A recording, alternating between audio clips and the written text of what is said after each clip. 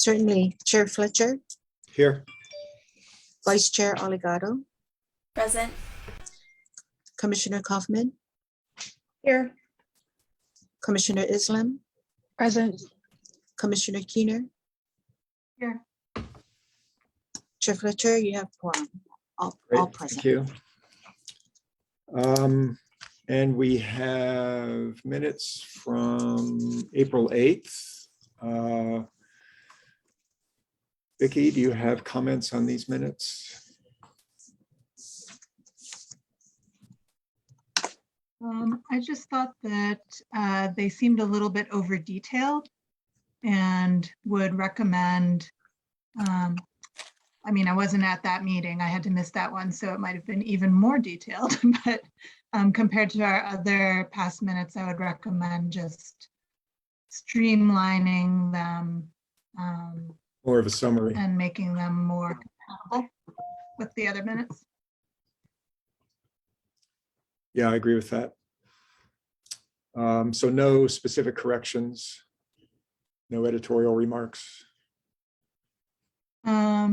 I do have those, but I don't know if they would be best addressed in this form or just in a follow-up. I would actually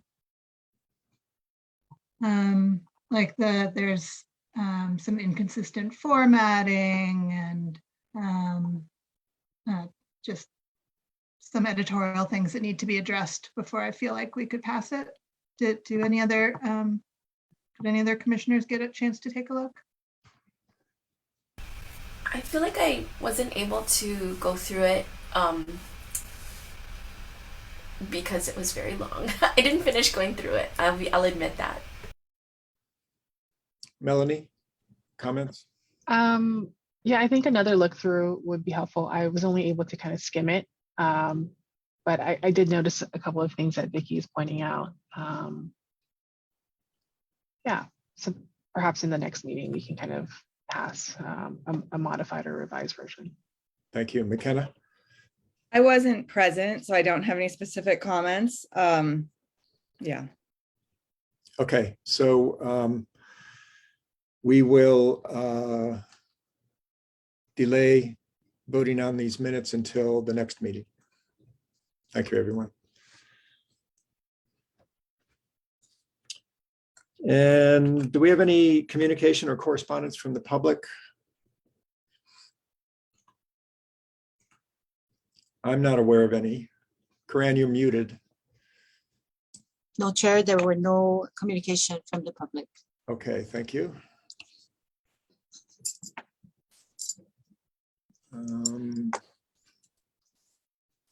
And Matt Gonzer, report on activities of the Office of Climate Change, Sustainability and Resiliency. The floor is yours, sir.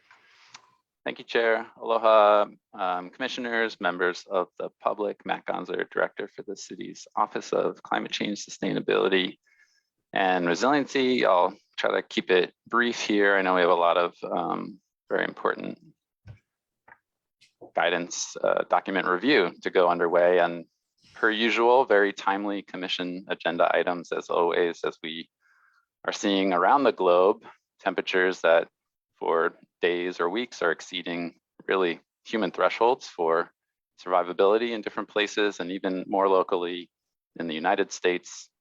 I'm seeing announcements of different jurisdictions opening cooling centers this weekend as they're grappling with high heat in their communities just in May.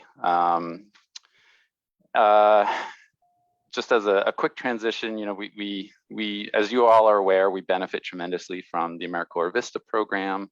We've had some changes in positions as those terms of service conclude. So we recently bid a hui hou to Michelle An, who served in the policy and research program.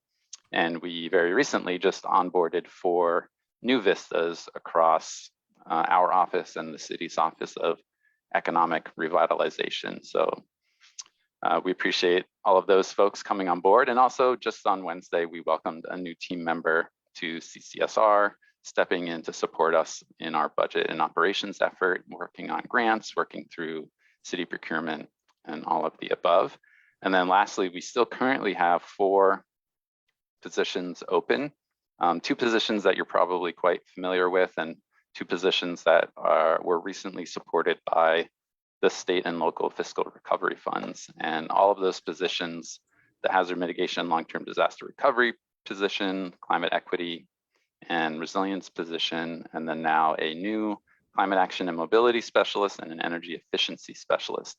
All of that can be found online at our website at resilientoahu.org/opportunities. And then just to wrap up, wanted to share some program-wide engagement.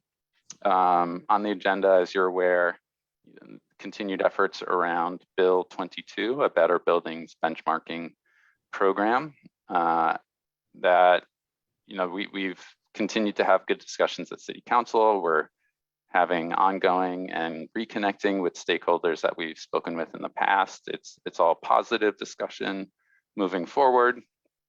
It's not actually on next week's Transportation, Sustainability, and Health Committee agenda. It's anticipated that it would be on the June 14th agenda. Next week, they really are focused on the rail recovery plan, which is due to the FTA before the end of June and needs to go through a couple of council proceedings. Concurrently, the effort within the energy program on updating the energy conservation code from the state's conservation code, a lot of good stakeholder engagement underway through that. A shout out to Commissioner Islam, who's been providing her expertise in that arena as well and helping us to connect with stakeholders. In addition to dozens of one-on-one meetings, we have a couple of group meetings coming up, as well as a few specific topic area panels where we can dive a little bit deeper into the main categories within what's being proposed. And those are generally sort of stretching our savings through innovation, making it fit for Hawaii in context, looking at different market things that are just happening across lighting efficiency, making sure that we're keeping an eye on increasing temperatures into the future and actions that we can take to beat the heat moving forward, and thinking about cost savings through readiness potential and readiness measures, really setting the conditions for allowing other people to tap into future investments in electric vehicles and or solar photovoltaic.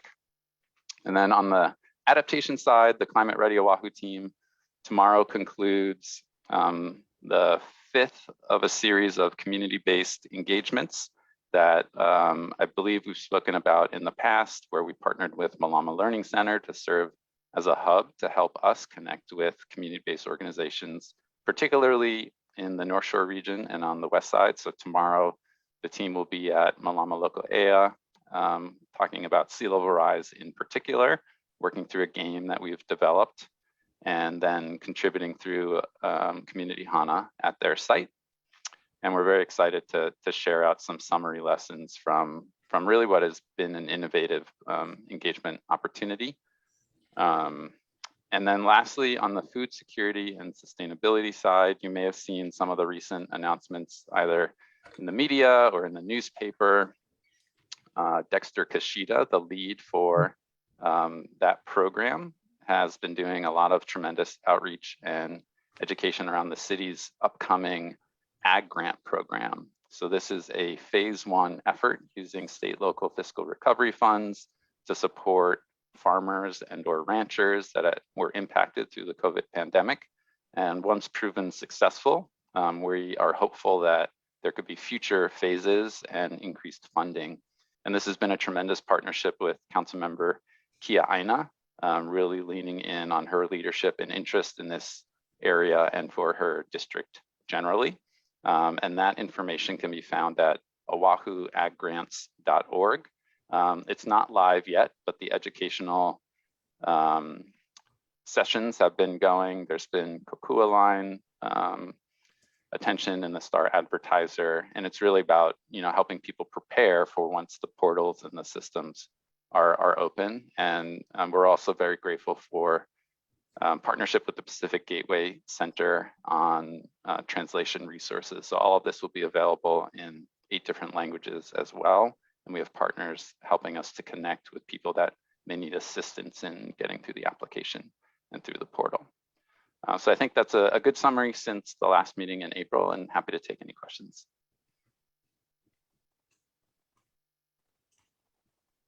Any questions, commissioners? From the public?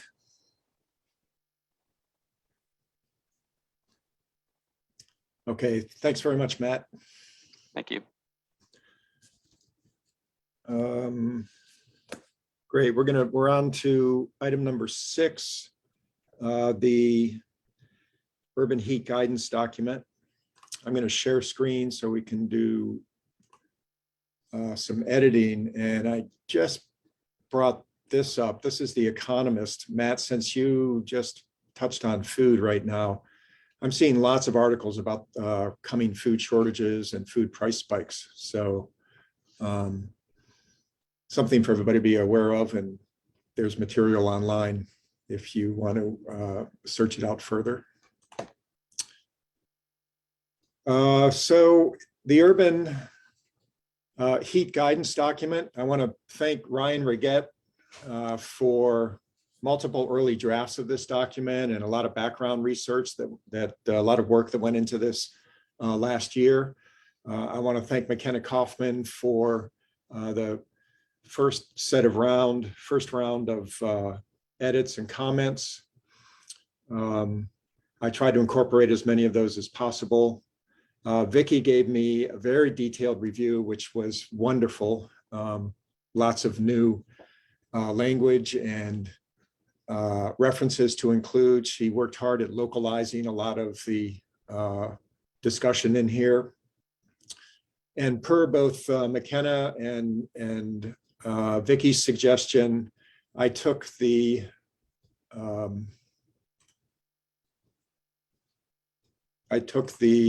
global discussion of heat and shoved it back into an appendix. So back here, Appendix 4 is discussion of global warming and the rise of marine and terrestrial heat.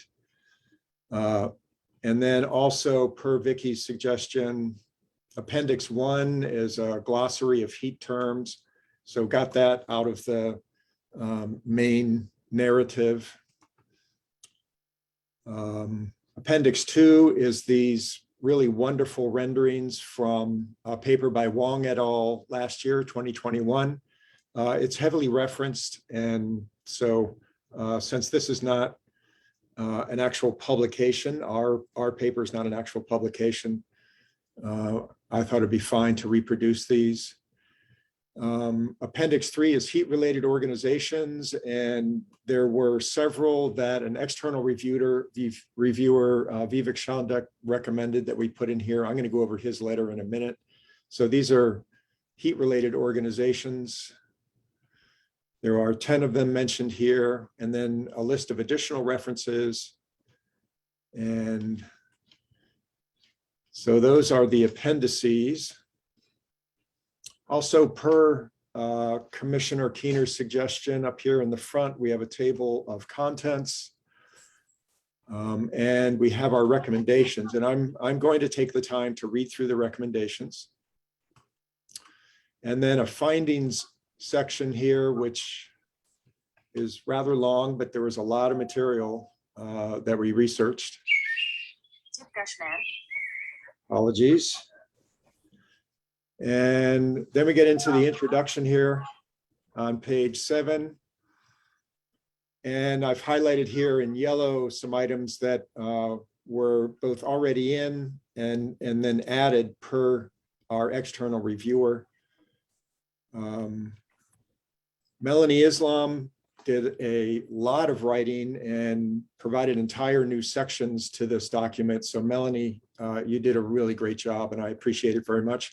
This whole section on ventilation and urban design was put in, plus this really great illustration of flow through a building environment, a neighborhood built up environment.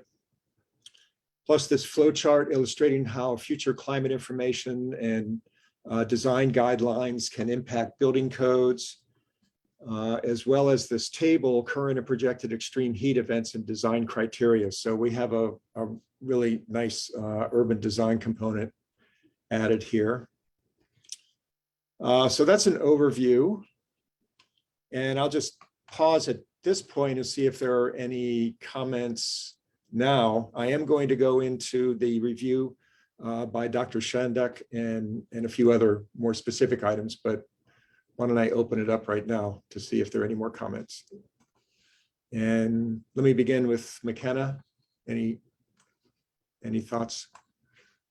Yeah, I do have comments. I want to thank everybody for their work on this. I think it's coming along. There's a lot of content here, which I think is great. And I do still have comments on content and about organization. I think maybe it's more productive, Chip, to go through Vivek's comments first. Okay. And then go to, I see Rosie put in the chat, woohoo group editing. Yeah, and then to go into that painful process. But I do have substantive comments. Okay. Other than comments like that, everybody will have a chance to add review comments, but just based on anything so far, Vicky, any thoughts? No? Melanie or Rosie? I just wanted to comment that I really am liking the new organization. I think I totally agree with McKenna that there's still a lot of material here, so we may want to be a little bit sparing on some of that, but I really like the front ending of the recommendations up in the front. I think that makes it much more usable. Yeah. So thank you for all the work that went into this. I really see how much it's come along. Yep, great, thank you. Let's go into Vivek's letters. So this is Vivek Chandas, who is a professor at Portland State. He did a quick review and has a number of comments. And let's just start here at the bottom. I've highlighted in yellow heat-related organizations. These have all been added. And then at the top here, he did not see mention of heat-related communications, networks, or cooling centers, but in fact, those are in the paper, and they're even in the recommendations, and those will pop out when we work through the recommendations. And this middle paragraph, mention of policies that amplify heat and perverse incentives to continue building like we have since the 1950s without noting the layers of policy that prevent many of these solutions from taking shape. Noting the distributional effects of heat on those with lower incomes and those who are historically marginalized. In the case of Honolulu, his understanding is that the Native Hawaiians are likely to face disproportionate exposure to heat and suffer some of the most acute impacts. And I wanted to note that he is the co-author of a very impactful paper from 2020, the effects of historical housing policies on resident exposure to interurban heat, a study of 108 US urban areas. And in a nutshell, they discovered that areas that had been historically redlined, that is not permitted to receive government subsidies or bank loans because of population characteristics, high populations of persons of color, low income, that these areas still suffer today and are areas where there is the least shade, the least amount of open space, and the greatest amount of heat.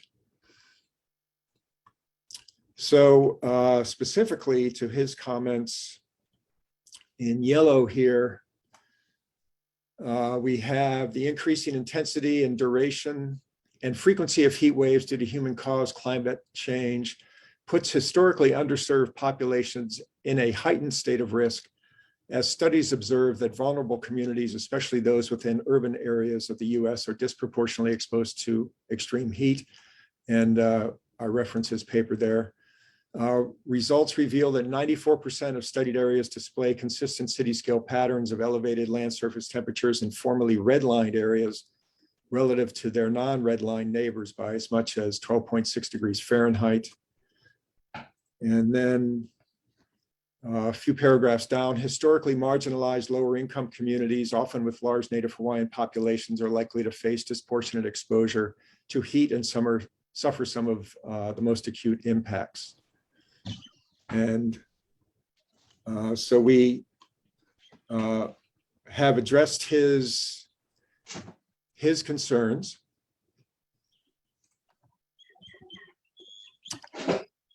And now, why don't we go into, let me read the recommendations, and then we can go into specific editing. So can everybody read it at this scale, or should I enlarge it further? Can someone let me know? Can you make it bigger, Chip? Okay. You could probably only do one page on the screen to be able to, for us to see it. Okay, even that is not big enough.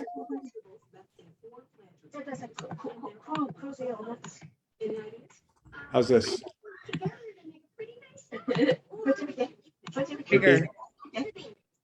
Bigger. Bigger than this. Oh my gosh. How's this? There's some background noise. Can someone mute their microphone? And Read it at this. okay, let's go with this. Someone speak up if this is not large enough. So recommendations based on research, the commission recommends that the city and county consider the following. Urban Oahu may experience intolerable levels of heat by mid-century, and mitigation steps should be undertaken sooner rather than later as a cost and life-saving measure, and to establish successful policies. Create a public education and outreach program to increase heat awareness. This should include specifically include and define heat language in city efforts that mitigate the effects of heat. Create a cooling action plan that leverages the Honolulu Climate Action Plan and Oahu Resilience Strategy. C, develop and promulgate individual and family heat preparedness plans. D, develop a series of public service announcements to raise awareness of the rising threat of dangerous heat, medical and health consequences of heat, protective actions to mitigate heat risk, and city and county resources relevant to mitigating heat risk. And E, engage with communities on all heat mitigation actions to develop a high level of awareness.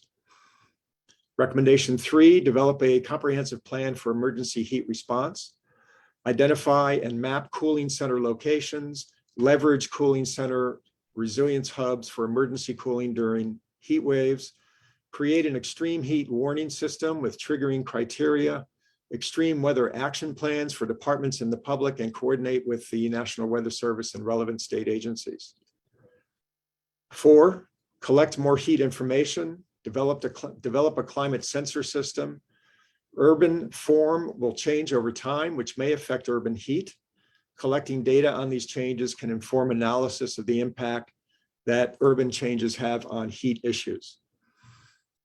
4C, conduct high granularity heat surveys in specific areas where urban heat puts residents at risk. D, create a heat data collection plan that identifies what types of heat data are available and the data gaps preventing development of a cooling action plan. E, survey actions taken by other communities to mitigate heat risk and evaluate for adoption. Recommendation 5, develop heat resilience building guidelines and codes. Create a network of heat resilience centers in existing and new future building stock. Mitigate against the potential of blackouts and brownouts during heat waves with resilient energy systems and grid integration regionally, locally, and in specific building design. 5C, require that residential buildings, especially older buildings, be retrofitted with sufficient emergency power to avoid stranding residents without cooling, running water, elevator capacity, and other power-dependent assets. 5D, require new buildings, commercial and residential, to incorporate climate-responsive design strategies based on the key stressors to the city and county of Honolulu. 6, develop a cool streets and cool roofs walls program that emphasizes green and cool roofs, strategically placed white surfaces at street level, extensive shade structures using architectural elements, awnings and large umbrellas, tree canopy and green tunnels and other forms of shade, open urban spaces that include water features, blue space, and shaded gathering areas. And 7, use census data to identify underserved and low-income communities that are at risk of heat stress and shock. Prioritize heat resiliency steps in these communities. So those are the recommendations. Why don't we go round robin at this point? And Vicky, can I toss it to you and we can go through the edits and recommendations that you'd like to see? So Rosie has her hand raised, and I know McKenna had some kind of more substantive. Okay. So why don't we start with them? Okay, Rosie? Yeah, I want to raise two.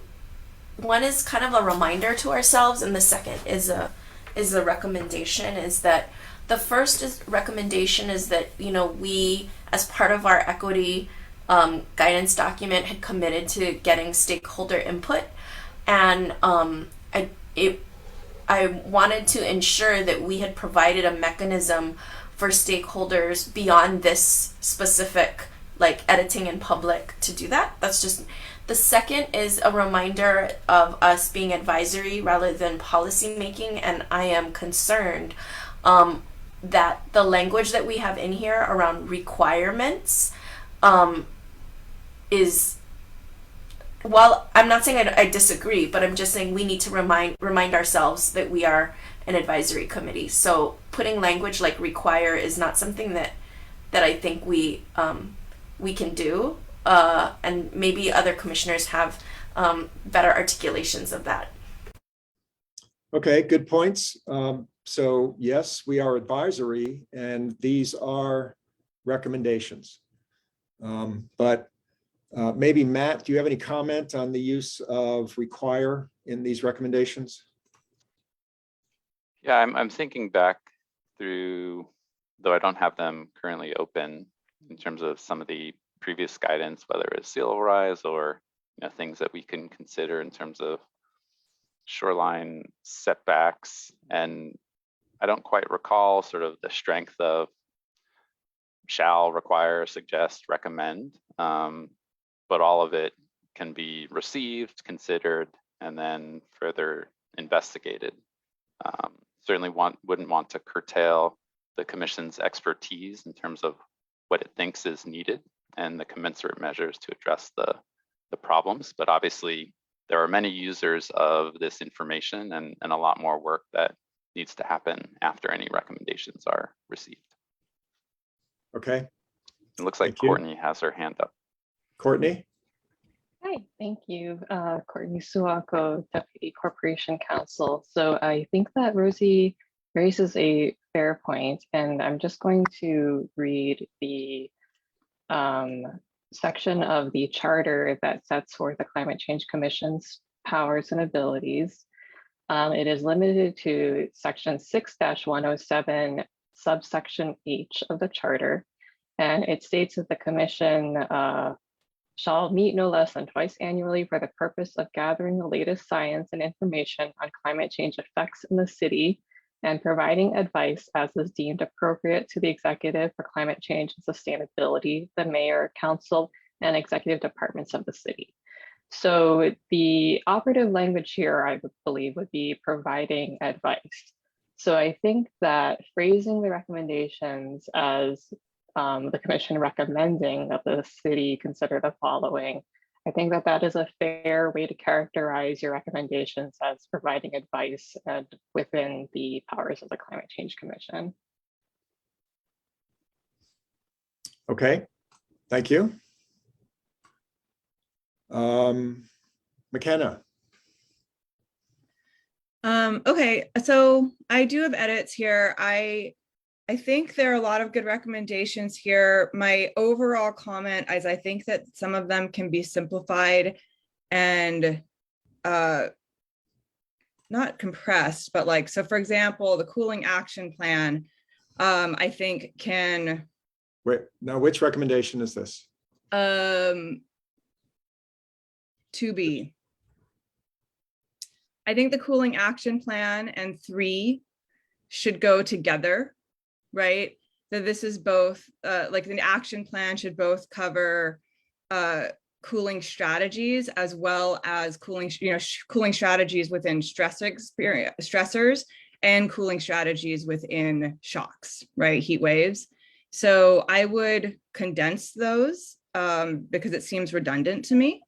Do you have language? I don't know, it's a lot of editing. I'm happy to take the pen after this meeting if that, but I do think those should go together. Okay. I also think this is really small edits, but it's the climate action plan and Oahu resilience strategy are both sort of Oahu, right? So Honolulu should be struck. That's a small edit. The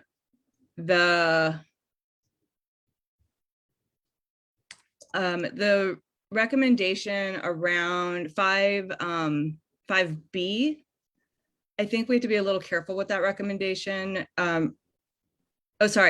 I think 5B and 5C, right? So whether we change the language of require, but recommend residential buildings, especially older buildings, be retrofitted with sufficient power to avoid stranding residents. The power needs with cooling, running water, and elevator capacity are extremely different, right? And I think we have to be a little careful and flesh out a little bit in the document in general and in the recommendations around air conditioning, right? Because air conditioning is both an incredibly important heat adaptive response at the same time as it can cause stressors on the electricity grid and also exacerbate urban heat island effects, right? So I think we want to think through a little bit to the extent at which we're really recommending home air conditioning, which is what this is doing, right? And home air conditioning at all times versus things like cooling centers, which you mentioned earlier, right? Which are different. And then this isn't in the recommendations, but I wanted to bring it up. It was something I had sent in for the last version, and I think it largely got addressed, but not, there's still some lingering areas where I see it still in the document, but the urban heat island effect is in the document. Where are we? Oh, way in the document, but this is just a conceptual thing that I think needs to be edited throughout. Okay. The urban heat island effect is being conflated with a heat stress. And I think we need to be crisper about this, right? I think the way that we're defining heat stress is a climate induced increase in sort of underlying temperatures and then there's heat wave events that are heat shocks, right?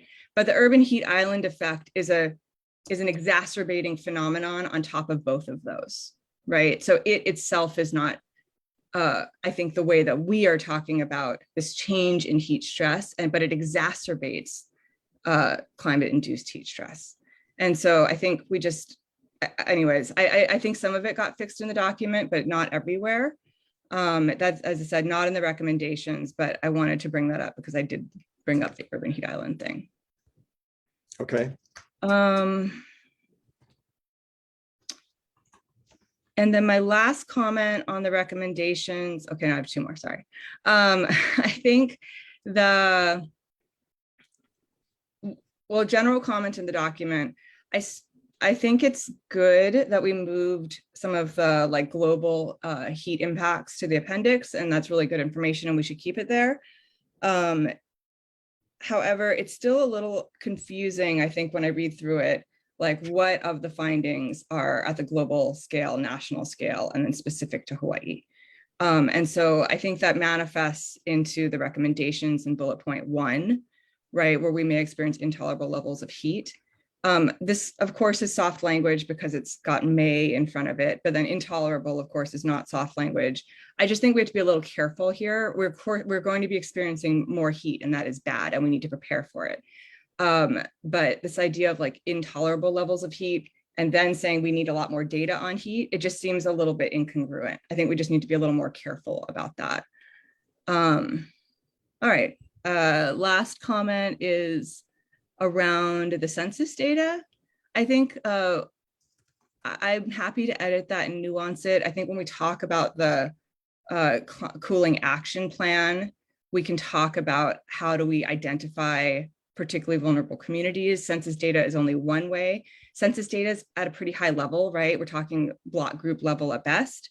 And so I think we need to add some things about working with communities to identify vulnerable populations and people, right? And census data is just like the skimming the surface. I'd like to 100% support McKenna on that, particularly because the way that communities are defined at each census changes. And in particular, given the demographics of Hawaii and the fact that different groups are not well disaggregated, the census data may not actually be as helpful as we hope it would be. So I 100% agree that we should not be relying upon census data alone on that aspect. Can you develop some language for that, Rosie? Sure, I can work with McKenna. I think McKenna had some ideas, so I can work Great. with her. So in the comment box here, somebody give me a brief description of what you just discussed. I would say let's move that into the cooling action plan and say as part of that planning process, we should be identifying communities and people who are particularly vulnerable, where census data is a starting point, but also kind of community-based planning to identify people at risk and to better understand their risks. Okay.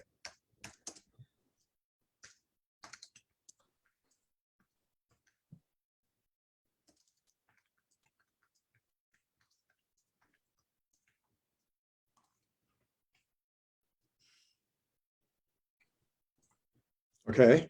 You said you had one more comment. Was that it? That was it. Sorry, I know that was a lot. I think there's a lot of good content here. I would just like to have the opportunity to do some edits to move things around and Great. sort of nuance a bit. Absolutely. Melanie,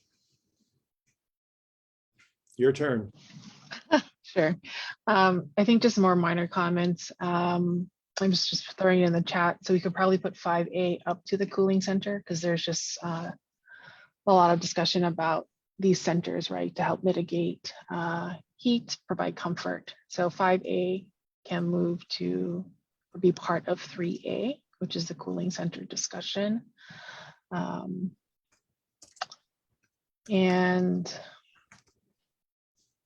we can probably soften the require, maybe just say recommend for 5D, new buildings, commercial, residential, to incorporate climate responsive design strategies.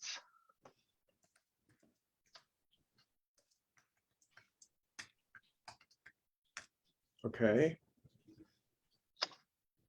I have it's just a general maybe discussion comment, which ties back to Professor Shanda's comment about policy is, you know, in a lot of these precedent examples that we found in other cities, it'd be interesting to, I don't want to expand the paper, but perhaps just sort of discuss how these policies are created, who are the types of individuals that are involved in this conversation, and how does that work more greatly in parallel, right, with current building codes, because that might help to provide some guidance or at least be an area for response if we go out and do stakeholder engagement. So we could describe that as how do policies, just jump in and help me here. How do policies? How are policies, you know, created? I think around heat mitigation, adaptation of built environment, resiliency plans. who are the stakeholders or individuals involved in development of those policies. And how do they produce? The recommendation. Yeah, but I mean, is one of the things to get at here that policy development may end up worsening the heat problem? Or is that not what you were getting at? I think I am trying to get, well, I'm trying to be more positive, getting to like, how do we get to a, actionable solution? But in that same vein, yes, policy could worsen, right? If we're not looking at it holistically. I think what I'm gleaning from, because I've been just reading the past papers and the future papers that we're doing, is that there needs to probably be some type of language, whether it's just a memo that comes to us that says more of a holistic approach to trying to solve or put all these recommendations together in a strategy that can then be reviewed by the city and their departments, right, to find ways to make them actionable within administration. Nice. Because I think they all overlap. They're going to begin to overlap. Yeah. What I'm thinking now is just you're getting at the evolution of the commission itself, which I think is fantastic. Okay. Right. Raising Yeah. questions about what has business as usual been for us over the past 5-6 years. Mm-hmm.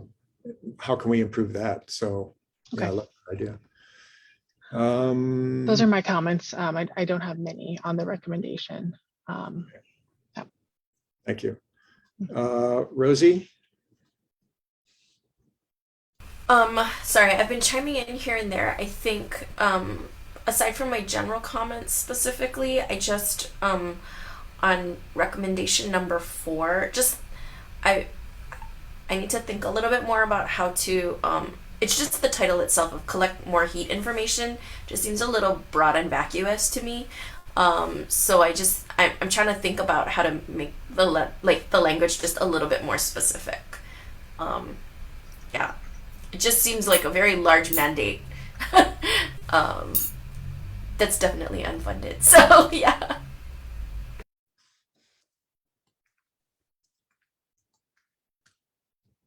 Yeah, good comment.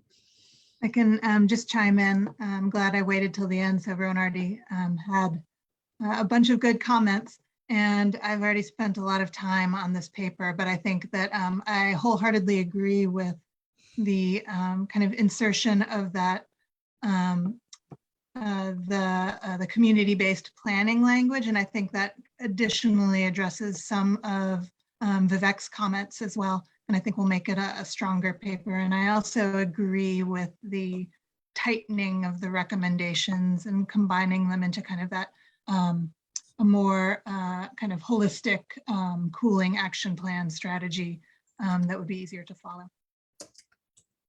Sorry, Chip, I just had one additional question on that get more heat information. It wasn't clear who's collecting it, like is it the city? Is the city going to be partnering with UH? And like I was sort of thinking accessibility around that information and data. I don't know. That's why I was kind of like about it.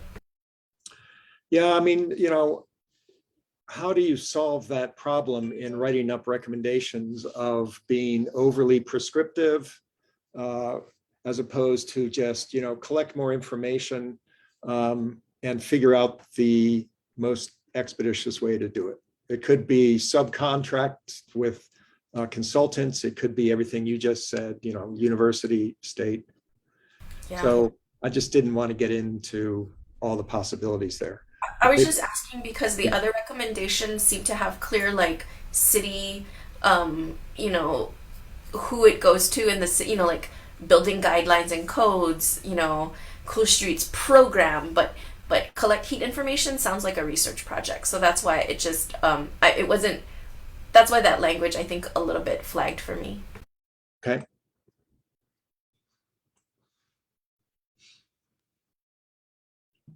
Those are really good points, Rosie. And I hear you, Chip, about not wanting to be too prescriptive about how, because there are so many ways, right? So maybe it's just about getting, like what are the, not the ways to collect more heat information, but the criteria by which we would think this was useful, right? So how spatially granular, with what kind of time frequency, and making the data transparent and usable to the public, right? I don't know, just as a suggestion of like the shape and form rather than the how.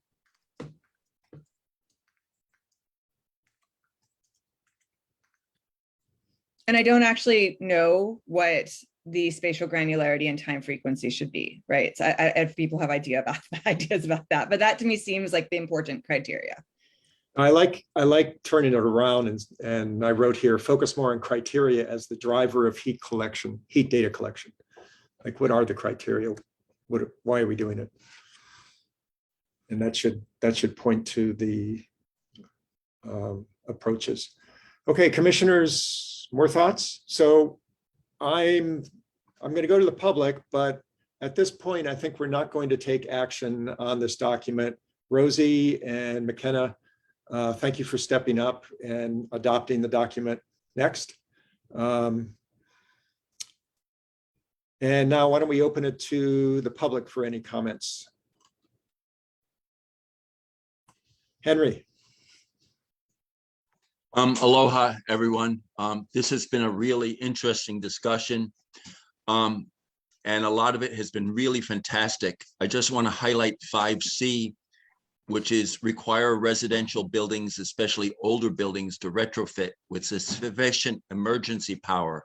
Some of these older buildings can't meet fire codes and are poorly or are not designed to easily or cost effectively make changes. There needs to be some language put in there that deals with feasibility or cost. And in providing emergency power in every single building would necessarily also impact the utility. And I think the Public Utilities Commission. Great comment, thank you.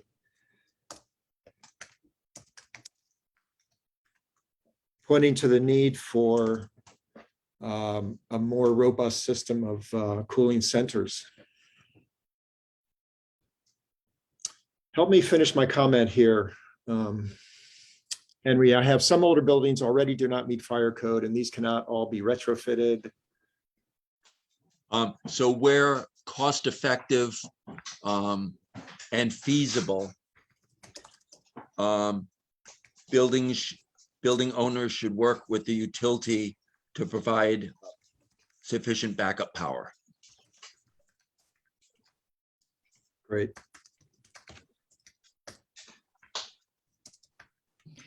Thank you, Henry. That's a really good point. And I think that's what I was trying. Henry said it much better than I did. And it's one of the things I was trying to get to with like the things we have listed there are very, very different power loads, right? And so I think the feasibility aspect, which is an important kind of phrasing, really, things like elevator capacity, I think is like a critical service and also much more cost feasible. Yeah, the background on this, I'm sure most of you know, is that heat wave that hit Europe in 2004, I think it was, and the numbers are just astronomical, 70,000 fatalities. A lot of those were residents being stranded in upper floors, inability to open the windows because that's not allowed in upper floors, and end of the air conditioning, elevators not working, no water coming in, no air conditioning, and the elderly and ill and very young simply could not walk down the stairs. So solutions to that are really critical and a huge medical problem. Okay, other public comments? Thank you, Henry, those were great. Anybody else from the public? I don't see any hands raised. Matt? Again, I just wanted to thank the commission for bringing attention to heat. I think we can see and observe and understand it in other locations, and maybe it's not really so top of mind in terms of the climate risk impacts here. And just wanted to reemphasize that within the Climate Ready Oahu climate risk hazard assessment, which is a different methodology than, say, a traditional hazard mitigation plan, which looks at things like annual losses from events, really brought increasing temperatures almost on par with sea level rise as our top 1 and 2 climate risk hazards, primarily because of a function of likelihood and consequence. We know where temperature is going, and we know the direct cause of that, and we know that there are a suite of approaches to address it.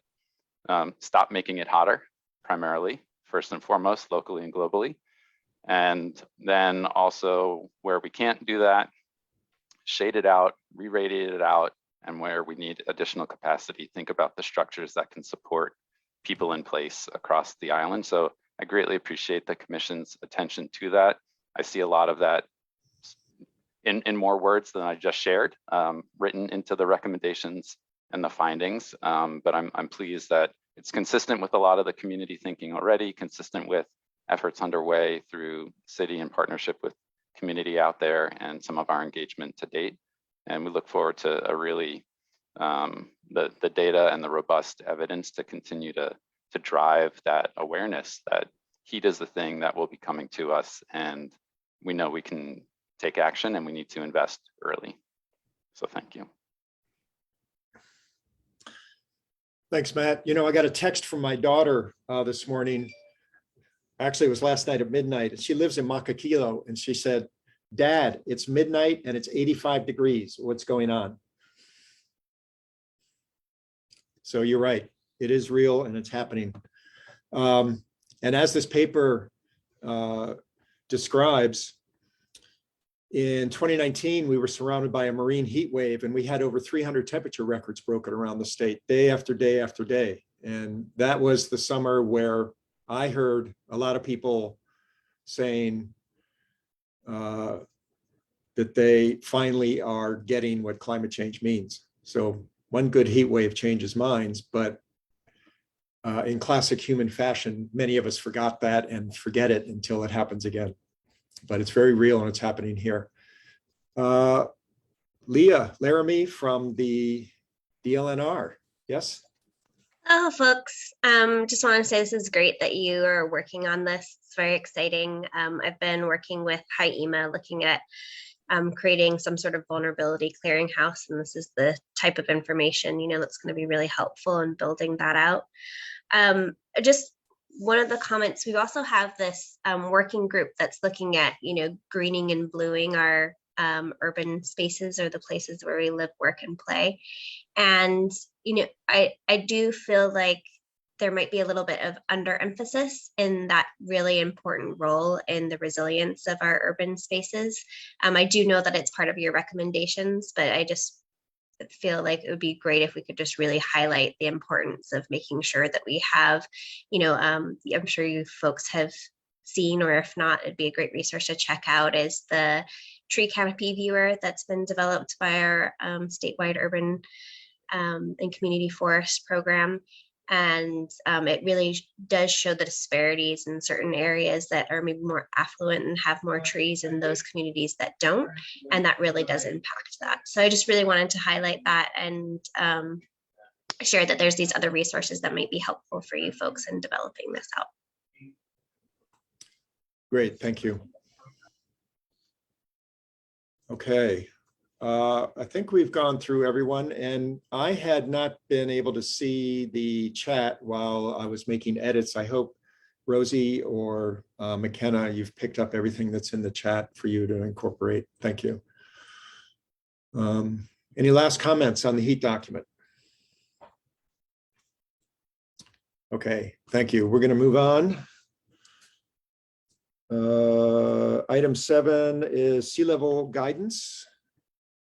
And we have a draft document. I will share screen.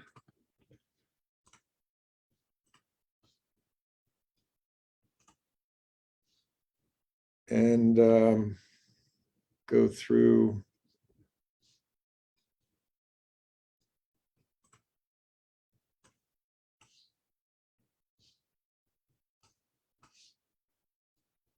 the sea level doc. Okay, so this builds on, and in fact, Matt pointed out that the mayoral directive of a few years ago stated that additional guidance would automatically be built into the mayoral directive to the executive departments of the city. So this guidance documents, once it's accepted, if it's accepted, would be incorporated under the mayoral directive from a few years ago. Did I get that right, Matt? Yeah, the language is more something like use the directive. City department and agencies are required to use the most current versions of the commission's sea level rise guidance and climate change brief. Okay, thanks. There are only 7 recommendations here. Let me read through them. Based on research, the commission recommends the IPCC AR6 states that global mean sea level will continue to rise for thousands of years, even if future CO2 emissions are reduced to net zero and global warming halted. On this basis, community design professionals, government agencies, and all stakeholders must recognize that sea level rise is an inevitable, dangerous, and fundamental condition that must be recognized in every element of coastal planning and management. Number 2, the city and county of Honolulu should adopt the interagency intermediate high sea level rise scenario for all planning and design. This would be 5.8 feet by the end of the century. This is a interagency, means NOAA, NASA, USGS, and probably the Army Corps, but it was a task force developed that took the NOAA 2017 report, Sweet et al., and updated it to be consistent with the new IPCC reports and with updated science, and provides us with 5 scenarios to use for planning. Rec number 3, the city and county of Honolulu should adopt the interagency high, which is 7.9 feet by the end of the century, sea level rise scenario for all planning and design of public infrastructure projects. So the recommendation for these scenarios is that planners choose a scenario based on the risk tolerance of the planning project. So for public infrastructure projects, which are expensive and meant to be long-lived, and which in many cases may involve public safety, health as well, and as planning is risk averse, the recommendation here is to go with the high scenario, whereas the intermediate high scenario in recommendation number 2 was for just general planning and design. The communities of Miami-Dade, Florida, Miami-Dade County, Florida, Nantucket Island, Massachusetts, and Pacifica, California have all adopted the interagency intermediate high and high sea level scenarios in their planning. And there's a discussion of these 3 communities in Appendix 1. In light of new scientific findings, Table 1, previous commission sea level rise guidance adopted back in 2018 on the use of 3.2 feet of sea level rise should be understood to apply to the period 2070 to 2080. So basically that applies to 50 years out under the intermediate high scenario, and 2070 under the high scenario. The use of the 6-foot benchmark from 2018 is applicable to the end of the century under the intermediate high scenario and to the period 2080 to 2090 under the high scenario. Number 6, with regard to commission guidance on revisions to revised ordinances of Honolulu, Chapter 23, adopted December 23rd, 2019, new scientific findings underscore the sea level rise threat to coastal properties and assets and provide added urgency to implement our recommendations. And the last recommendation, in implementing intermediate high and high scenarios, all projects should use design elevations with mean high or high water as a datum. Projects with low tolerance for flood risk should add an additional 2 feet of elevation to account for compound events such as we saw on December 5th. 1 foot for extreme or king tides and 1 foot for runoff accumulation, in light of the fact that our coastal primary urban core during a king tide essentially has no drainage. So runoff and direct precipitation tend to accumulate and flood. There's a set of findings here I won't go through. An introduction which focuses on IPCC AR6. A reminder that global warming is happening, and a brief discussion of the different socioeconomic pathways which constitute the modeling for the IPCC now. That's short. We can shove that into an appendix if you like. And then some global projections that came out of the IPCC. And here are these different socioeconomic projections, which constitute different greenhouse gas emission futures that create radiation forcing on Earth's atmospheric heat budget. So from the 2013 assessment report 5, we still have 8.5, 7.0, 4.5, et cetera, radiative forcing, but now they are couched in socioeconomic futures.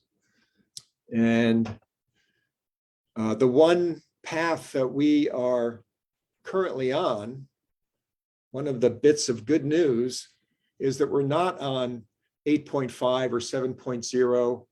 Projections for greenhouse gas emissions are that emissions will continue this decade and potentially through the center part, the middle of the century, but then start to decline in the second half of the century. And so SSP 2-4.5 is the closest scenario to our current emissions understanding.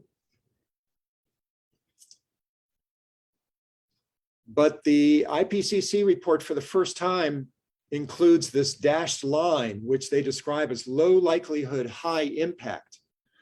And this basically reflects new science on the potential for the Greenland ice sheet to be near or having already passed a tipping point where as it lowers in elevation from melting, that means there's greater probability of more melting. And so it becomes irreversible.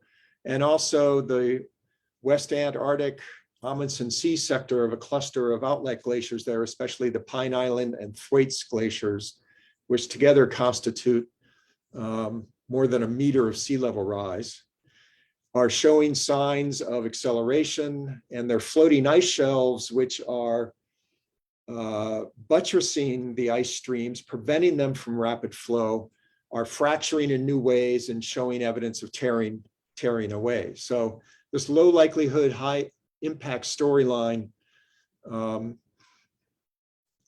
attempts to bring that new science into the discussion.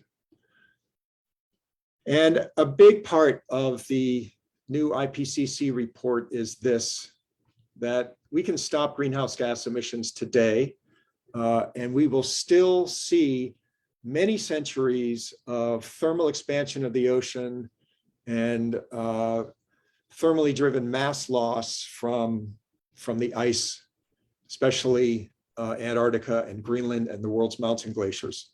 So until we actually cool the planet by withdrawing CO2 back down to 300 parts per million, and we're currently at 420, we can't stop these processes. So planning really needs to think of through a new lens with regard to this. And a little discussion on that, the rapid loss of the cryosphere. And then here we get into the new interagency scenarios. Just a quick discussion of some of the impacts from sea level rise and a look at the Hawaii SLR viewer.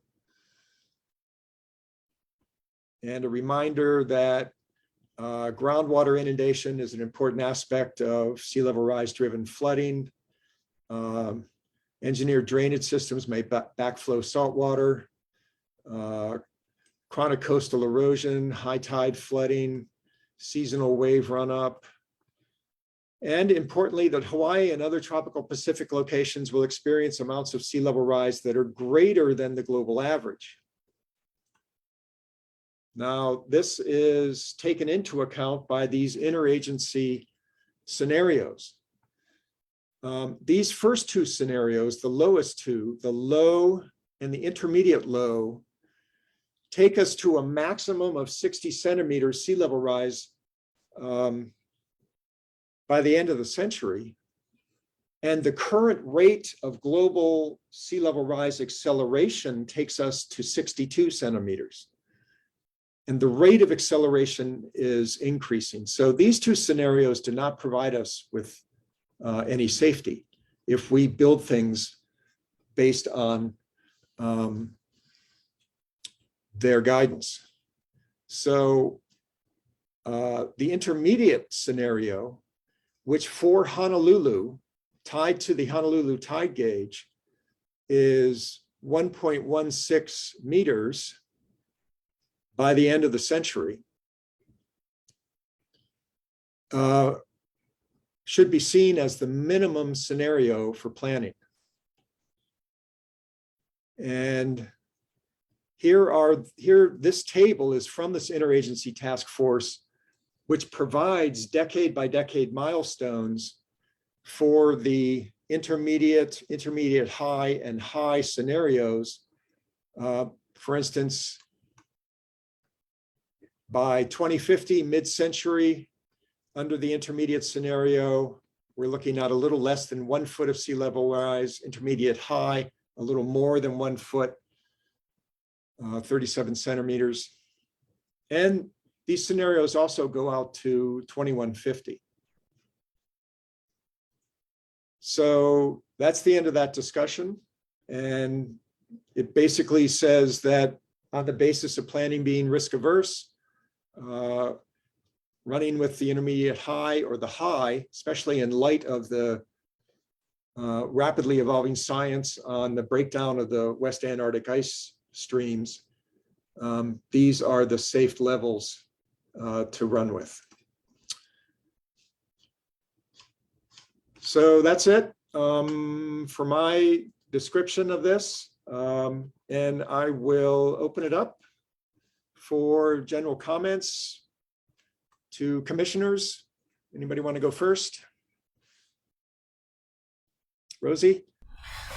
Thanks, Chip, for this update. I wanted to just confirm the last time this is the second time we've ever updated it, right? So this is off of the original 2018 guidance document. Is that correct? Yeah, this is the first update.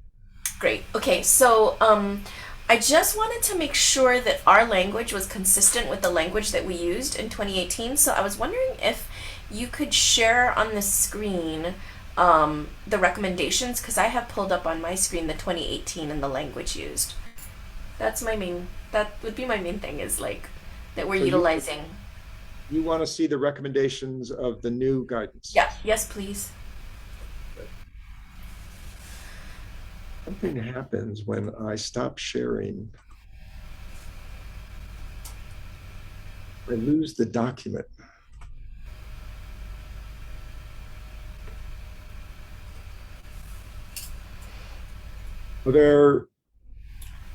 Well, the reason why I'm asking is in the previous language, the way that we stated it is that we stated that it is reasonable that as a planning benchmark, the findings, and the language of this one is, again, just being cognizant of the fact that this commission is advisory, and given what you stated when we began this discussion, that this guidance document is incorporated into the mayoral directive, I just want us to provide language that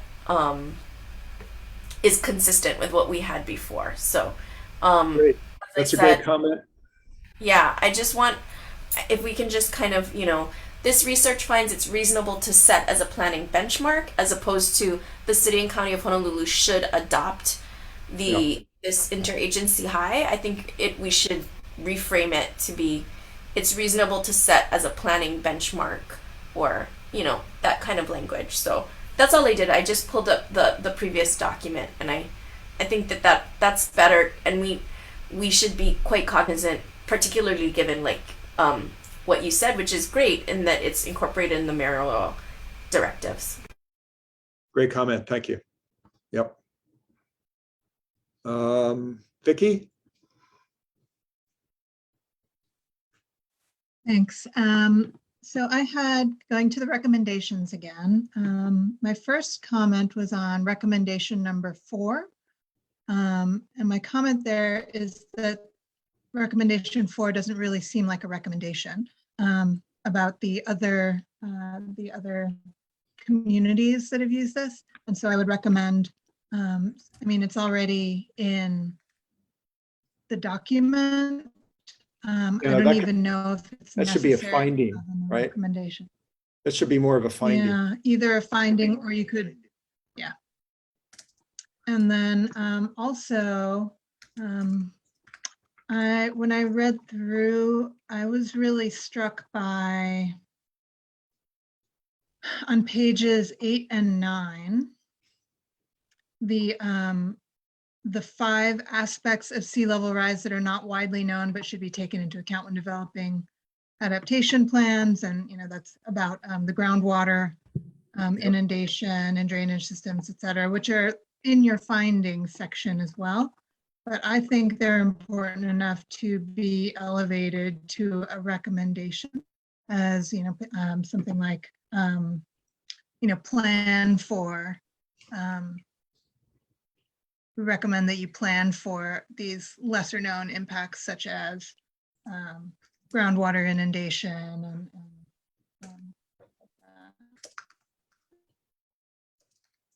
and those were my 2 main comments. As always, I recommend elevating regional and local information over the global information for the interest of the decision makers. So I could see some places in the document where the Oahu specific findings and language is elevated above the regional and global IPCC level language where applicable. Okay.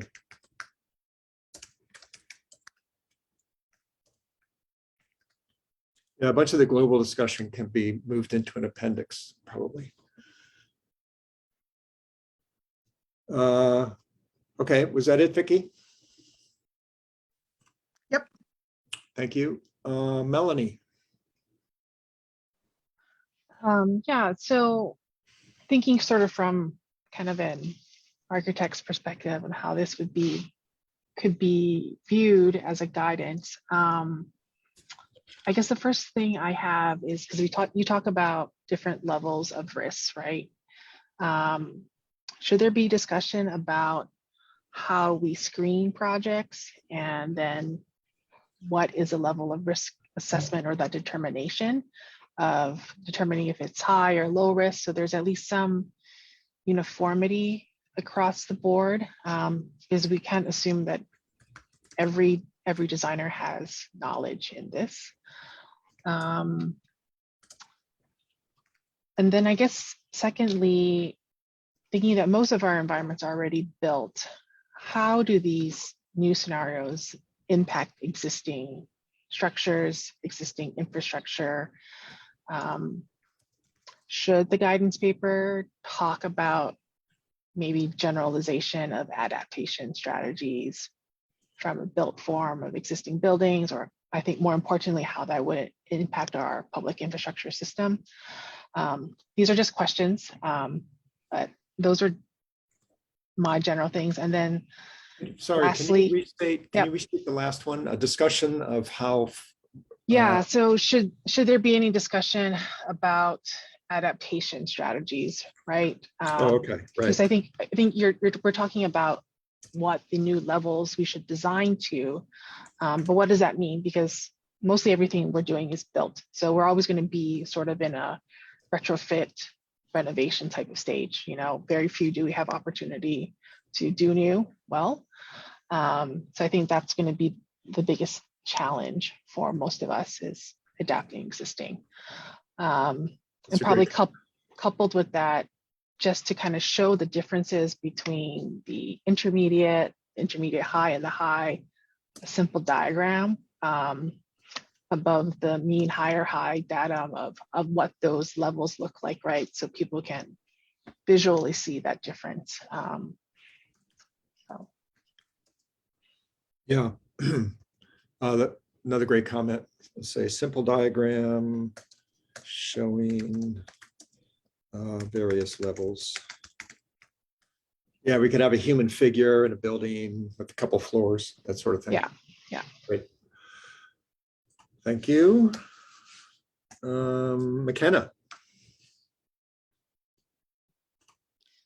Thanks, Chip. Thanks for starting this. I think this is a really important update. I really support the comments that were made before. Just adding to Rosie's comment about sort of trying to get into similar framing and language than in the prior 2018 guidance document. One really small point would be, we talked about critical infrastructure there, which I think is a much narrower subset than public infrastructure, right?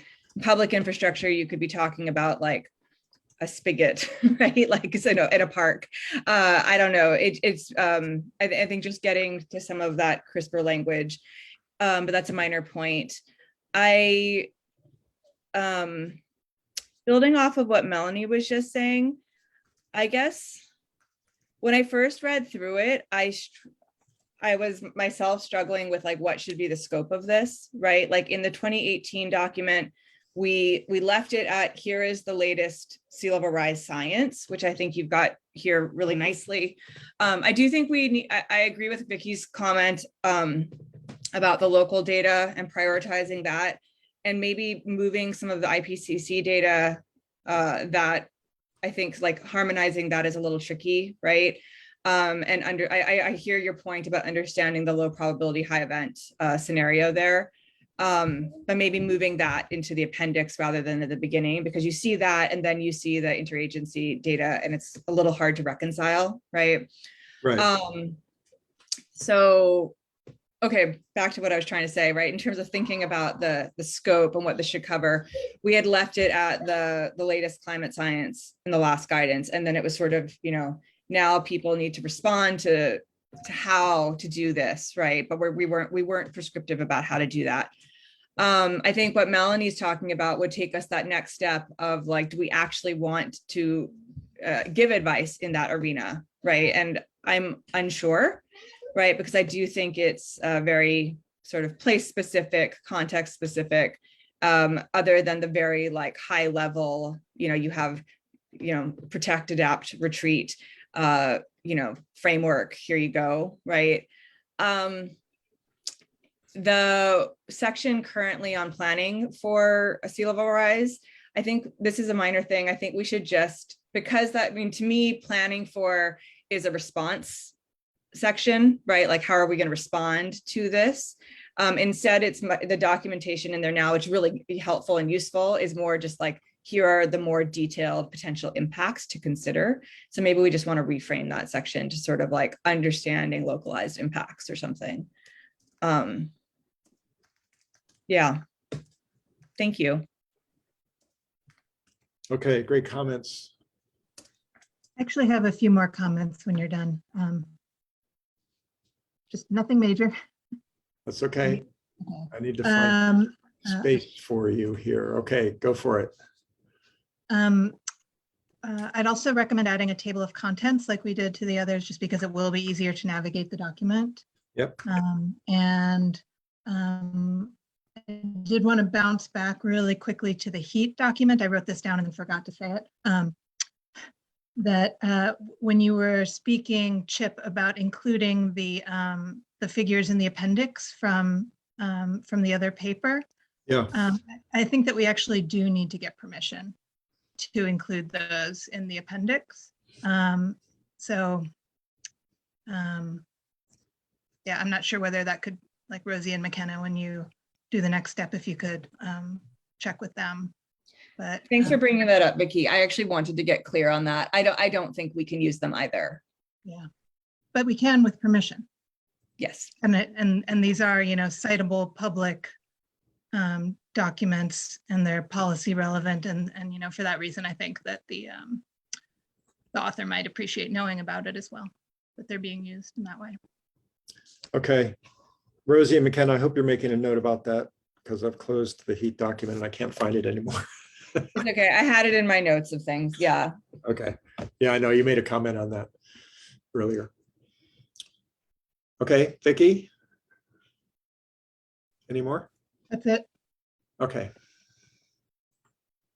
I'm seeing some comments in the chat. Some which are not. So one comment. I don't know if Ruby or Tara, if you guys want to make public comment, say it out loud, or.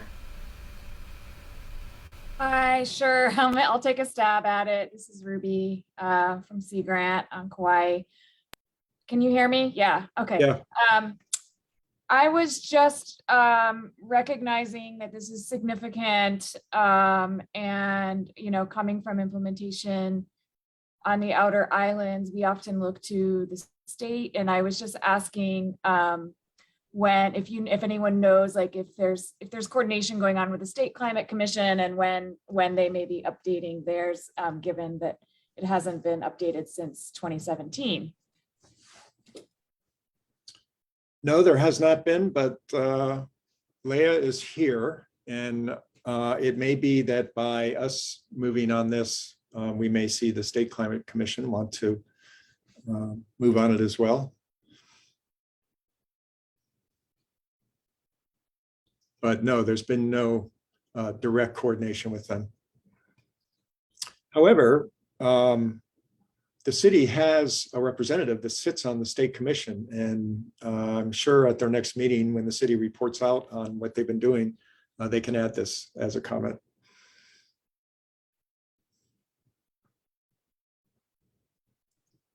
Thank you. Yep. Tara, did Tara have a comment? Oh, you want all thresholds reported in meters and feet? Yep, I meant to do that. In fact, yeah. Yes, thank you. And my other comment was the same as Ruby's, so she represented that well. Thank you. Okay. I know that these new thresholds represent a dramatic increase from the 3.2. That's why we put in one of those recommendations is to consider the 3.2. It's still a valid planning horizon. Just think of it as occurring earlier than the end of the century. And in fact, that information has been known for several years now, and I think has sort of spread informally among the community of sea level rise users. We have also all been aware that science marches on, and I continue to see red flags on the West Antarctic ice sheets. I think that there's bad news ahead, and these new levels should represent still safe levels, even as we start to see new fracture patterns and perhaps breakdown of floating ice shelves on some of those ice streams. There's nothing indicating that things are slowing down in West Antarctica. All of the science consistently indicates it's decaying faster into the ocean than had been expected. All right. Comments from the public, which we've already sort of entered here, but any other comments from the public? Thanks, Ruby. She says, I think it comes down to communicating those timeframes consistently. Yep. I saw that Gerna Presting had put a comment in the chat. Can you read it? I don't immediately see it. Oh, yeah. Gerna, do you want to unmute yourself and then say it out loud? You're muted. My apologies for being out of line here with the heat document. It's a great document, but I'm wondering if having this data collection item in there could be used as a, as something to be focused on first before implementing anything else. I'm just trying to see how we can avoid that. In other words, state that there's existing data. There must be areas that are well known where certain things can be implemented right away. And then collect more data for future implementations or for more time courses. But maybe it could, if people want to, it could be as simple as saying the recommendations are in no particular order. But I mean, that's a good point. That they aren't in any particular order, but I think human nature is to take them that way anyway. So that's a good point. Right, and I think as a scientist, I'm always for collecting more data. So I would, it's also easier to collect data than to implement costly measures. So just a point. Yeah, good points. Thank you. And we do have existing data. There's a discussion in there about the heat mapping that was done by the city. Yeah. Which I'm sure you saw. Other comments? Thank you, Gerna. My pleasure.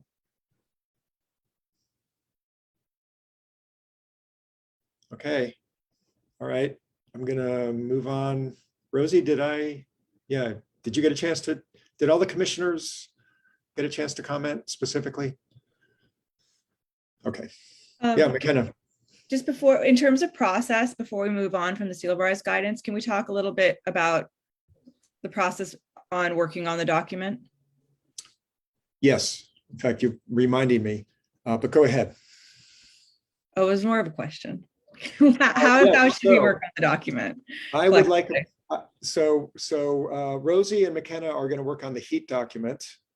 And I'd like a partner on the sea level document. Anybody want to jump in and work with me on the sea level document? I'm happy to do that, Chip. Thank you, Vicky. Thanks. And McKenna, what specifically were you thinking of in terms of process beyond that? Oh, I just wanted to make that clear so we all know who has the pen. And that's, what will come back next meeting for people to review. Okay. So I think that we ought to, or I propose that we put the heat document on next month's agenda for editing and action. I think we should aspire to action. So let's put it up there. We can always walk away from it again if we're not ready. And this might be a bit too much. I had wanted to take action on the sea level document.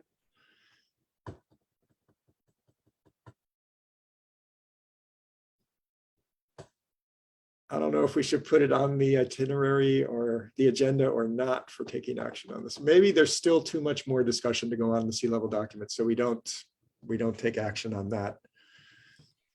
I think we need to give the public, a couple of meetings to provide comments, okay, as well as work through it ourselves. So, yeah. Okay, so just the heat document for action next time. Further discussion of sea level rise next time. And then I've also started an update of the climate brief, which was one of our first documents. So, and Vicky has agreed to work with me on that one. So maybe we'll do an introduction of that at the next meeting as well. And then Chip, I just wanted to remind you that we want to put the update to the equity guidance on the next agenda as well, and Vicky and I are going to work on that together. Vicky, Include accessibility. It's mostly me, but I'm only pulling in Vicky because she was such a primary writer of that previous one. he's carrying a lot of water here. Okay, well, given that, maybe the climate brief update could wait until July. But we can sort of put it in the agenda if there's time, that sort of a thing. Hopefully the construction document can come back for July as well, because we'll have hopefully folded in more stakeholder input in June. Okay, all right. Vicky's going to deliver 15 guidance papers to us at the next meeting. And then we have to talk about transfer the next chair and thinking that through. Okay, we will. So that'll be a discussion at the next agenda. Does Okay. anybody have any comments on who the next chair should be? I don't think we can talk about that, right? It's not on the agenda. Yeah, it's not agendized. Okay, thank you. All right, let's make sure that gets on the agenda.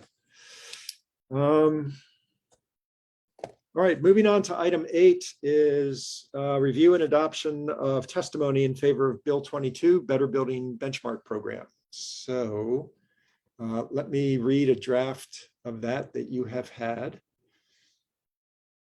a chance to review.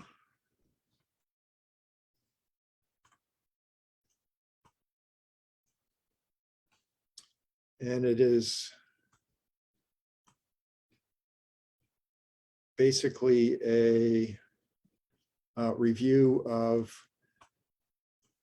the testimony. Uses a lot of language from the cities, from the resilience offices, frequently asked questions about this particular bill. So let me read through this real quickly, and then we can go round robin and add comments. So, dear Chair Waters and council members, subject Bill 22, CD1 Better Building Benchmark Program. The City and County of Honolulu's Climate Change Commission strongly supports Bill 22, CD1, which establishes a Better Buildings Benchmarking Program and energy and water usage reporting requirement for large buildings within the City and County of Honolulu. Building benchmarking is resilience action number 21 in the Oahu Resilience Strategy and action 5.3 in the city's climate action plan.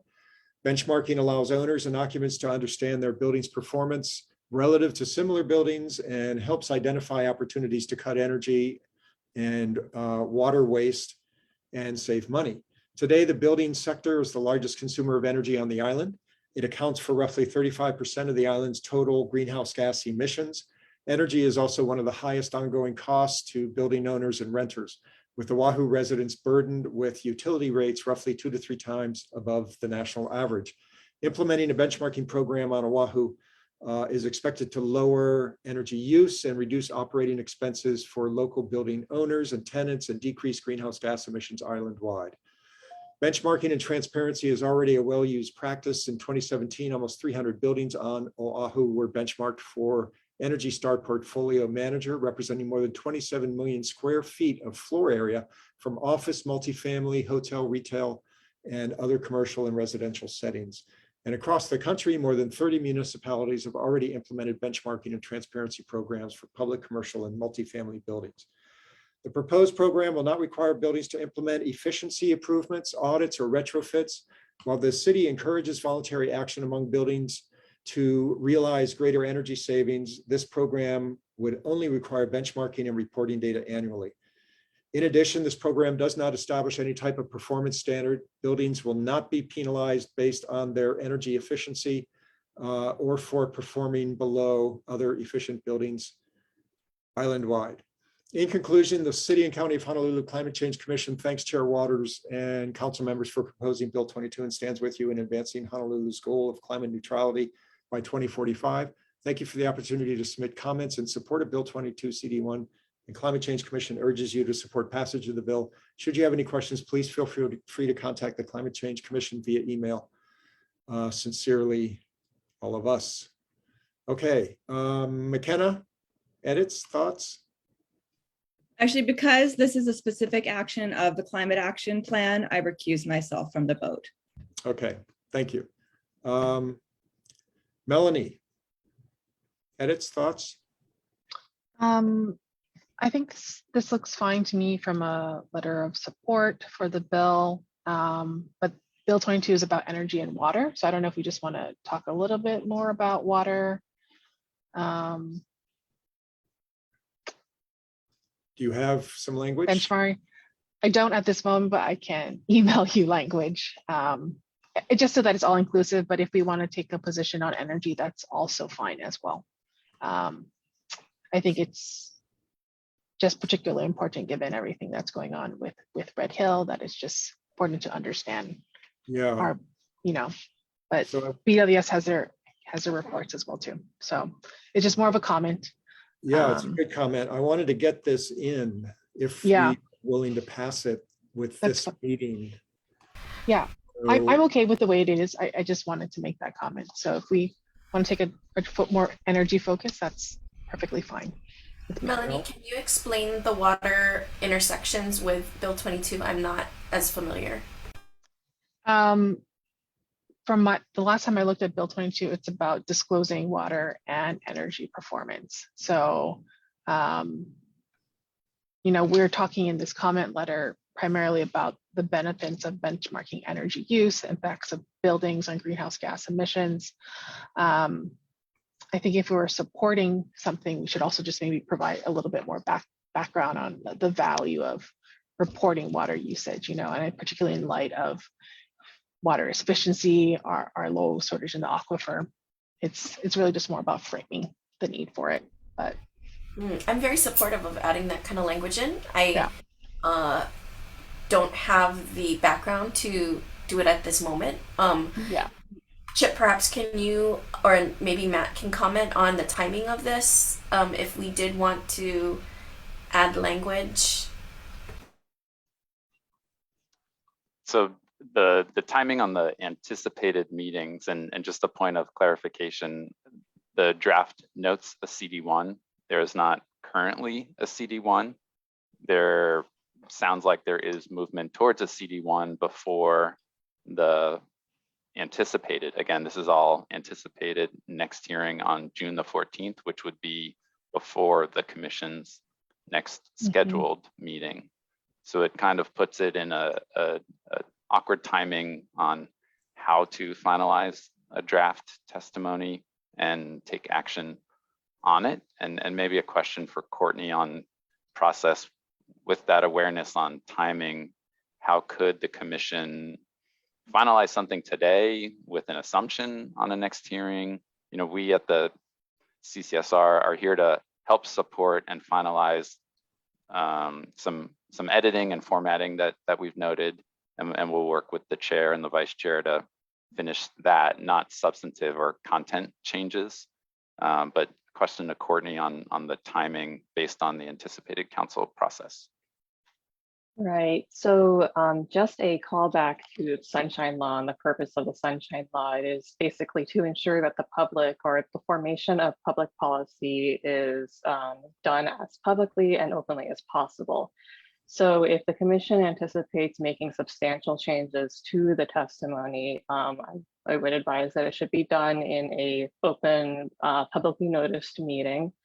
If there are questions on, timing and anticipation of when the next committee meeting happens, there is, of course, nothing stopping the commission from publicly noticing another meeting at a future point in time before the next anticipated meeting, to just for the purposes of passing and taking action on this testimony.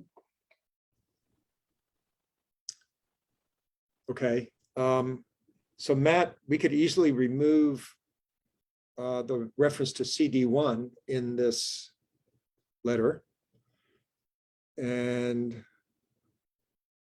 I think we can figure out a place to put a sentence in regarding the importance of water. Maybe Melanie, you can turn off your audio and do a little writing of one sentence someplace while the rest of us discuss this, or somebody could.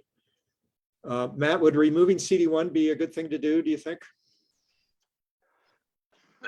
Excuse me. It would probably still be fine for submission, even if it was a CD1 once you submitted it. You're expressing the support for the intent of the program as drafted.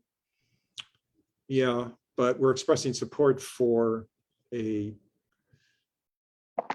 council draft that doesn't exist. So, I mean, do you see a problem with removing CD1? It's super easy to do here. No, I think I was somewhat concurring with your Okay. striking it. But again, not directing the commission on an action here. Understood. Thank you. And if somebody could see maybe a place where there's an emphasis put on energy, and that would be a great place to also just follow that with a sentence emphasizing water. While I do this edit. So we're just supporting Bill 22 at this stage, which would be great for them to have as they meet for the first time on it.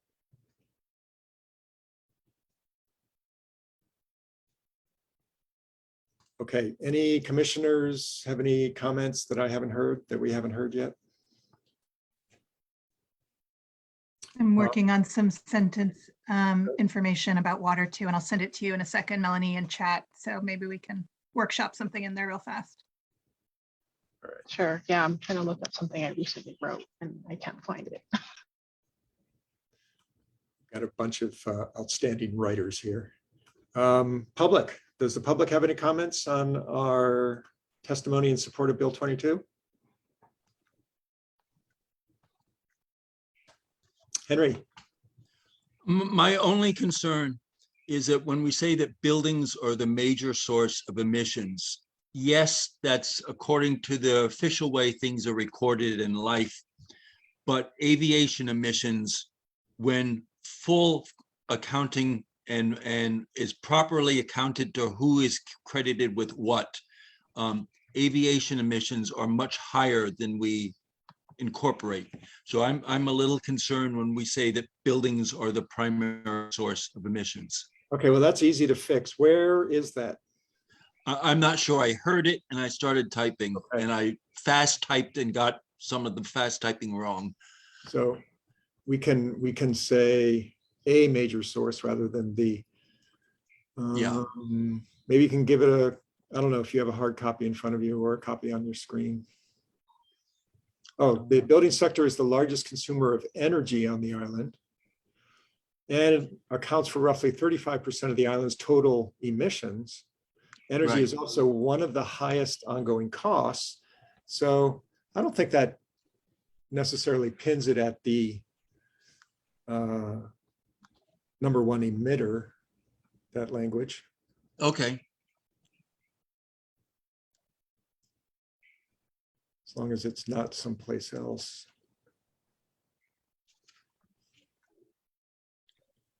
Okay, that sounds good. Thank you. Yeah. Yeah. So today the building sector is the largest consumer of energy on the island, which is not what you're commenting on. It accounts for roughly 35% of the island's total greenhouse gas emissions, period. I would guess is 35% of the island's total in-state greenhouse gas emissions. Okay, I don't know. Yeah. So this was pulled off the FAQ that the Resilience Office produced. Right, so are you suggesting we put in, it accounts for roughly 35% of the island's in-state? No, of the island's total in-state greenhouse gas emissions. Total in-state greenhouse gas emissions. Okay. Yes. Thank you. Yeah, thank you.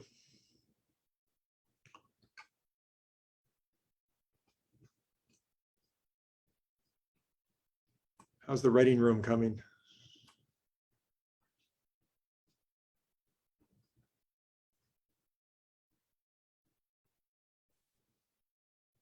Let me see if I can find a good place to. Yeah, I have a suggestion. I know Melanie's looking stuff up as well. So something like, I think it could go after the benchmarking and transparency paragraph. It Yep. could just be worked into that, something that, something like, in light of ongoing drought conditions in Hawaii, the current water conservation recommendations from the Board of Water Supply and projected future climate change impacts, it's critical to monitor water use and wastewater production, or. Can you something read like that faster this time? Because I didn't No, quite. I'm going to put it in the chat too. Okay. But I want to hear what Melanie's suggestions are too. Just, I definitely wanted to get at the current water conservation recommendation from Board of Water Supply. And I don't think it's necessary to go into the fact that we're not actually meeting those even now, but it does bring up, how critical it is.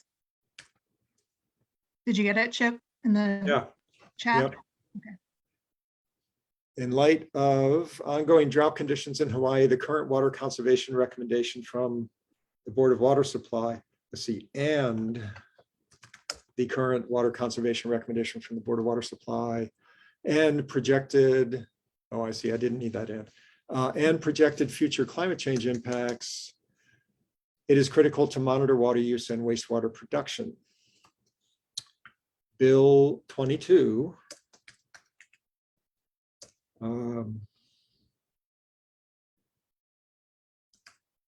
provides this monitoring capacity, provides for this monitoring.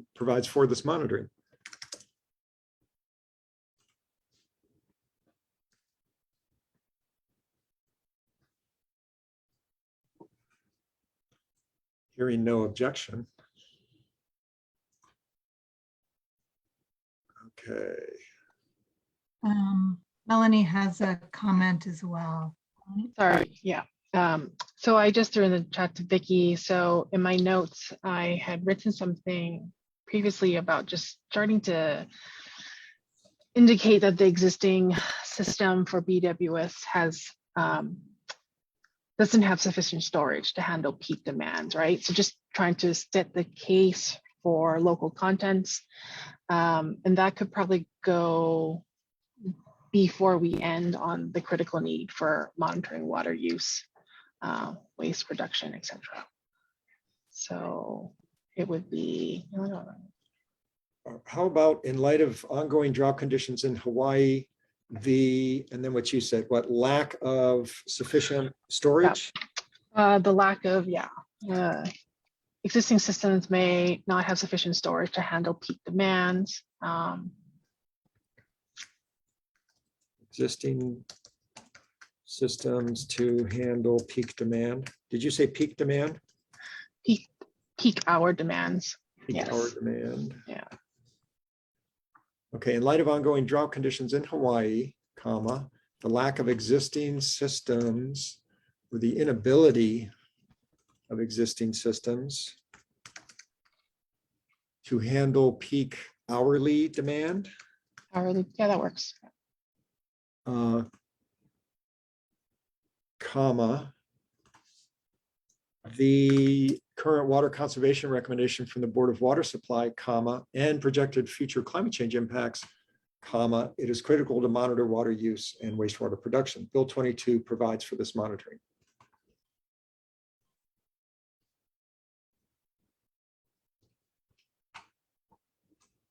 Yes, no? Sounds okay. Yeah. Okay.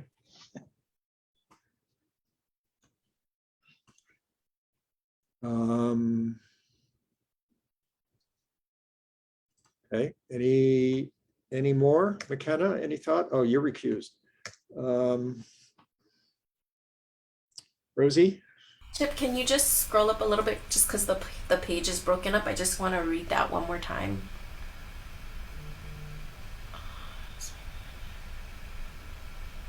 Do we want to explicitly mention Red Hill?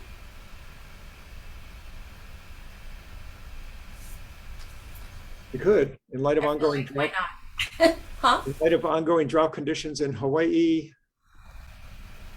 Inability of existing systems to handle peak hourly demand. That would be due to, that would be due to Red Hill, right? Current conservation recommendation is due to Red Hill.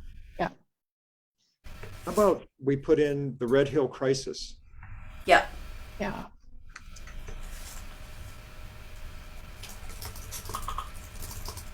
Red Hill crisis, comma, the inability of existing systems to handle peak hourly demand, comma. Right, we have the mother of all run-on sentences here. In light of, I'm going to break this thing up. In light of ongoing drought conditions in Hawaii, the Red Hill crisis. I have a suggestion. How about starting off with the Red Hill crisis has negatively impacted Oahu's ability to be resilient, has negatively impacted Oahu's freshwater resilience, period.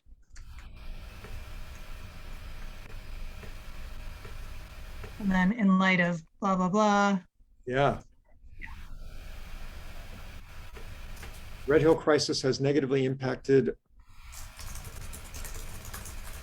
Oahu's freshwater resilience. Rosie, have I got the?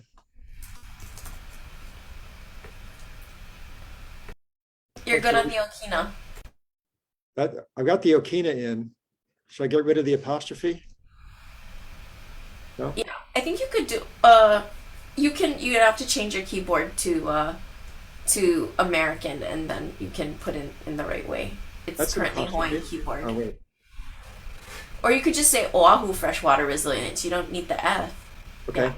The Red Hill crisis has negatively impacted Oahu freshwater resilience, period, in light of ongoing drought conditions in Hawaii and the inability of existing systems to handle peak hourly demand, the current water conservation recommendation from the Board of Water Supply, and projected future climate change impacts, it is critical to monitor water use and wastewater production. Bill 22 provides for this water monitoring.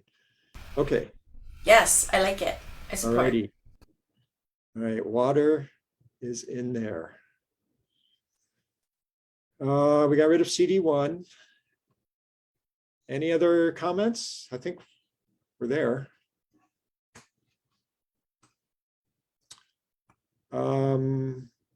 Let's do a vote. Well, no, public. Any comments from the public on this testimony? Seeing no hands raised. Looks great. Thank you, Henry. Commissioners in favor, please raise your hand. 1, 2, 3, 4. McKenna is abstaining or recused. And so it passes. Okay, our testimony is good to go. Yay, we did something. Sorry. Chair. And good. Any comments? Chair, just for Yes. processing, please send this most current version over to Corinne. We will finalize the appropriate letter formatting and send it back your way for signature. And then, as done in the past, we'll facilitate the process of submitting the testimony. Great, thank you. I will send you this document as soon as we're done here. Agenda item number 9, public input for matters not on the agenda. Public, do you have any thoughts you'd like to share?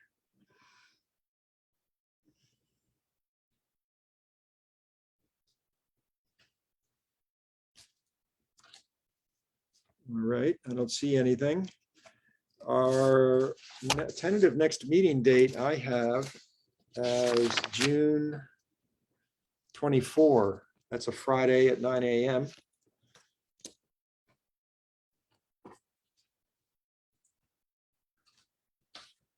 So, any announcements from anyone? No, but as Matt requested you to send the Word document to him, can you also at the same time send the other Word document to Rosie and I? The other Word document, the heat document? Yeah. Yeah. Yep.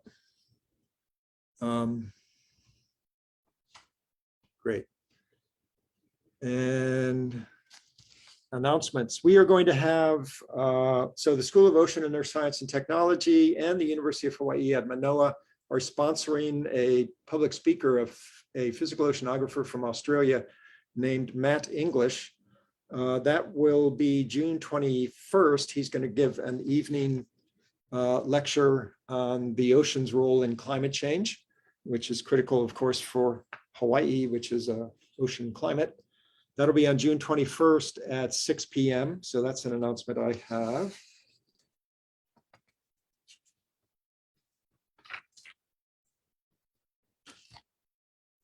I don't have any other announcements. Okay. Hearing nothing, I move that we adjourn.